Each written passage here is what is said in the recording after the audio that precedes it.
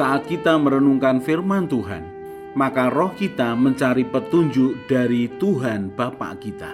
Saat kita merenungkan firman Tuhan, saat itulah frekuensi hati kita terhubung dengan frekuensi hati Tuhan, sumber kehidupan, jalan dan kebenaran yang sejati.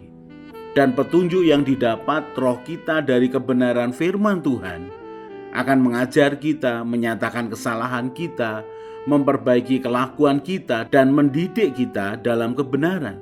Maka ketika kita melakukan kebenaran Tuhan, hidup kita akan menjadi terang dan garam bagi siapapun di sekeliling kita. Kalau setiap hari kita belajar firman Tuhan, maka hidup kita ini dijagai untuk selalu berada dalam kehendak Tuhan.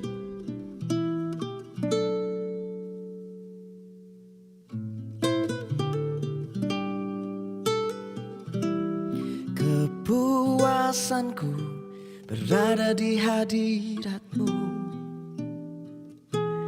Kau yang berharga lebih gemilau dunia. Terimalah pujian yang terbaik ku berikan padamu, Yesus, ku sanjung di tempat termulia.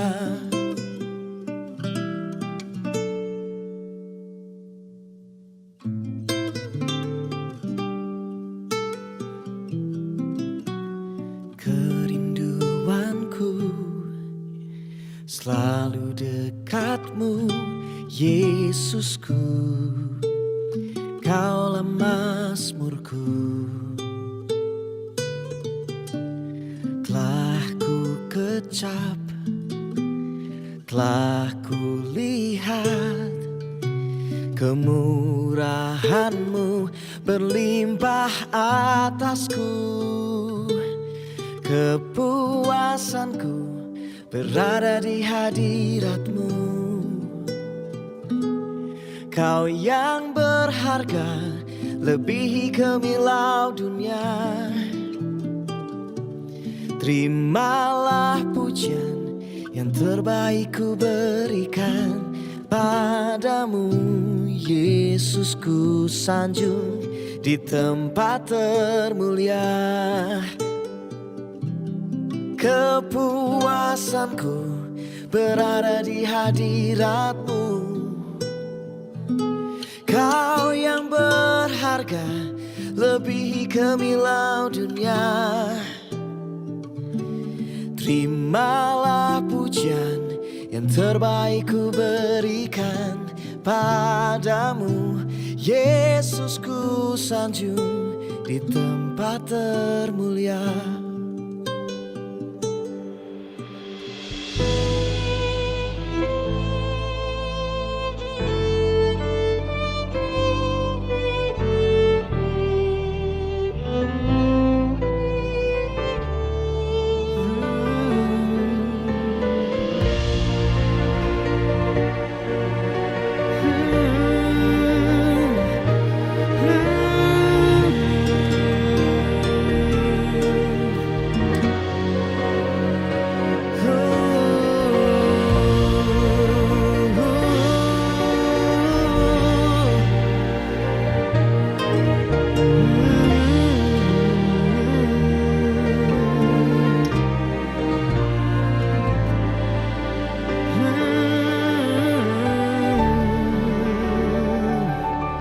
Kepuasanku berada di hadirat-Mu.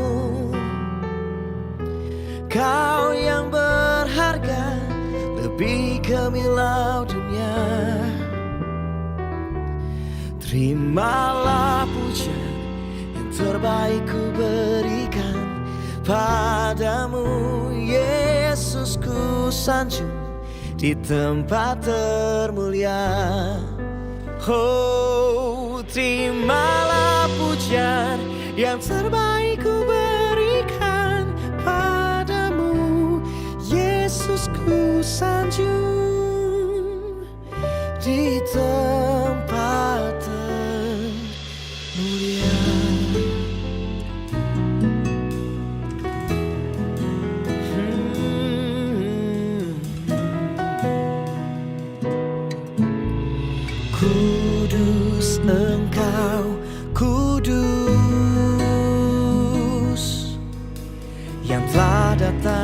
dan kan datang. Kemuliaan, keagungan, kami naikkan sorak pujian bagi Yesus, segala hormat dan kuasa. Kudus Engkau, kudus, yang telah datang dan kan datang. Kemuliaan, keagungan, kami naikkan sorak pujian bagi Yesus, segala hormat dan kuasa. Kudus Engkau, kudus, telah datang dan kan datang. Kemuliaan, keagungan, kami naikkan sorak pujian bagi Yesus, segala hormat dan kuasa.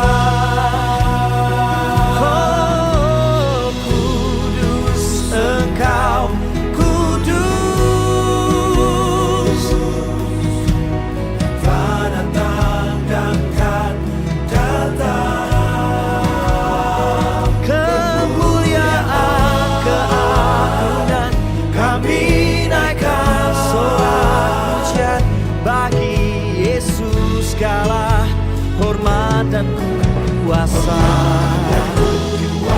bagi Yesus, segala hormat dan kuasa bagi Yesus, segala hormat dan kuasa.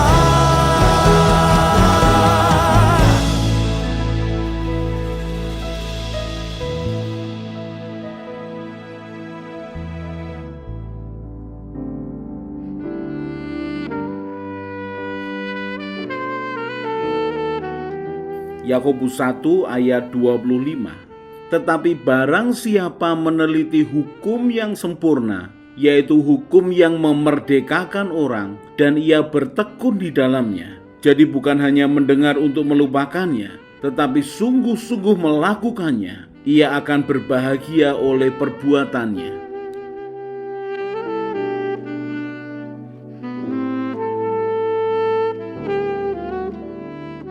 Tugas seorang hamba adalah melakukan semua yang diperintahkan oleh tuannya. Tugas seorang hamba adalah menuruti setiap perintah tuannya. Dan kali ini kita akan belajar tentang hamba seseorang dan hamba Tuhan.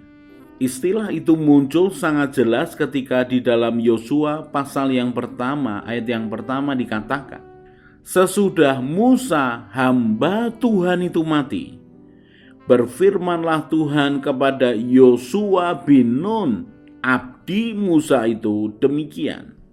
Yosua pasal yang pertama, ayat yang pertama, Musa dikatakan hamba Tuhan. Bahkan ketika Tuhan berfirman kepada Yosua, Tuhan mengatakan, hambaku Musa telah mati. Musa adalah hamba Tuhan. Tugas Musa sebagai hamba Tuhan adalah melakukan segala sesuatu yang diperintahkan oleh Tuhan. Dan ketika itu terjadi di hadapan bangsa Israel, bagaimana bertahun-tahun, berpuluh-puluh tahun, Musa melakukan kehendak Tuhan, Musa melakukan perintah Tuhan, maka Musa dikenal sebagai hamba Tuhan. Seseorang yang mengaku menjadi hamba Tuhan adalah orang yang melakukan perintah Tuhan. Kalau di zaman sekarang ini, seseorang yang mengaku sebagai hamba Tuhan adalah orang yang melakukan kebenaran firman Tuhan dan melakukan perintah Tuhan untuk disampaikan dan dikerjakan kepada umatnya atau gerejanya. kita akan melihat beberapa bukti bagaimana orang-orang Israel mengatakan bahwa Musa itu adalah hamba Tuhan.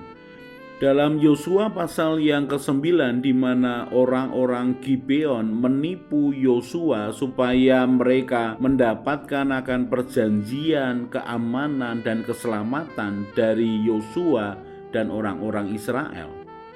Yosua pasal yang ke-9 ayat 22. Lalu Yosua memanggil mereka dan berkata kepada mereka, "Mengapa kamu menipu kami dengan berkata, kami ini tinggal sangat jauh daripada kamu, padahal kamu diam di tengah-tengah kami?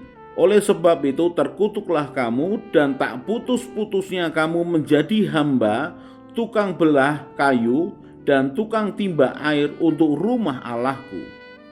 Ayat yang ke-24 dikatakan, jawab mereka kepada Yosua, katanya, "Sebab telah dikabarkan dengan sungguh-sungguh kepada hamba-hambamu ini, bahwa Tuhan Allahmu memerintahkan kepada Musa hambanya memberikan seluruh negeri itu kepadamu dan memunahkan seluruh penduduk negeri itu dari depan kamu. Maka sangatlah kami takut kehilangan nyawa menghadapi kamu. Itulah sebabnya kami melakukan yang demikian." Orang-orang Gibeon tahu ketika mereka menyebut Musa, mereka menyebut hambanya. Jadi Musa dikenal, benar-benar dikenal sebagai hamba Tuhan yang melakukan kehendak Tuhan. Yosua 14 ayat yang ke-6. Bani Yehuda datang menghadap Yosua di Gilgal. Pada waktu itu berkatalah Kaleb bin Yefune orang Kenas itu kepadanya, "Engkau tahu firman yang diucapkan Tuhan kepada Musa, abdi Allah itu, tentang aku dan tentang engkau di Kades Barnea. Aku berumur 40 tahun ketika aku disuruh Musa, hamba Tuhan itu, dari Kades Barnea untuk mengintai negeri ini, dan aku membawa kabar kepadanya yang sejujur-jujurnya." Kaleb mengatakan, "Engkau tahu firman yang diucapkan Tuhan kepada Musa, abdi Allah itu." Kemudian dia katakan, "Ketika aku disuruh Musa, hamba Tuhan itu." Orang-orang mengenal Musa sebagai abdi Allah atau hamba Tuhan. Mengapa? Karena itulah yang dilakukan Musa, melakukan apa yang diperintahkan oleh tuannya, yaitu Tuhan. Tetapi yang menarik adalah ada perubahan panggilan ketika di dalam Yosua pasal yang pertama ayat yang pertama dikatakan, sesudah Musa hamba Tuhan itu mati, berfirmanlah Tuhan kepada Yosua bin Nun, abdi Musa itu. Perbedaannya sangat jelas. Musa adalah hamba Tuhan, Yosua adalah hamba Musa atau abdi Musa. Tetapi ada sesuatu yang menarik ketika Yosua sudah menyelesaikan akan tugasnya. Yosua mati pada umur 110 tahun. Di dalam Yosua pasal yang ke-24 ayat yang ke-29 dikatakan, "Dan sesudah peristiwa-peristiwa ini, maka matilah Yosua bin Nun, hamba Tuhan itu, ketika berumur 110 tahun. Ketika Yosua bin Nun yang sejak mudanya disebut adalah abdi Musa, hamba Musa."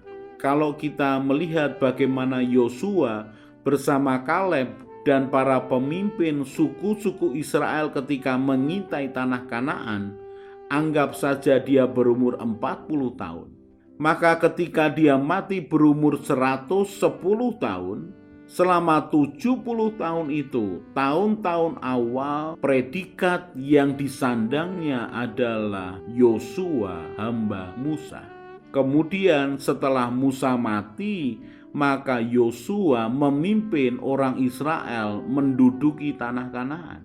Dan selama perjalanan dari memasuki tanah Kanaan, kemudian mengalahkan kota demi kota, mengalahkan bangsa demi bangsa di tanah Kanaan, kemudian mengalahkan akan seluruh suku bangsa Kanaan. Dan Alkitab mengatakan bagaimana melalui hidup Yosua, hamba Musa itu, Tuhan menggenapi akan rencananya kepada orang Israel. Yosua pasal yang ke-23 adalah pidato Yosua kepada para pemimpin bangsa itu karena dia sudah lanjut umur. Dikatakan di ayat yang ke-14. Maka sekarang sebentar lagi aku akan menempuh jalan segala yang fana. Sebab itu insaflah dengan segenap hatimu dan dengan segenap jiwamu, bahwa satu pun dari segala yang baik yang telah dijanjikan kepadamu oleh Tuhan Allahmu tidak ada yang tidak dipenuhi. Semuanya telah digenapi bagimu. Tidak ada satu pun yang tidak dipenuhi. Dalam Yosua pasal yang ke-23 ayat 14 dikatakan, segala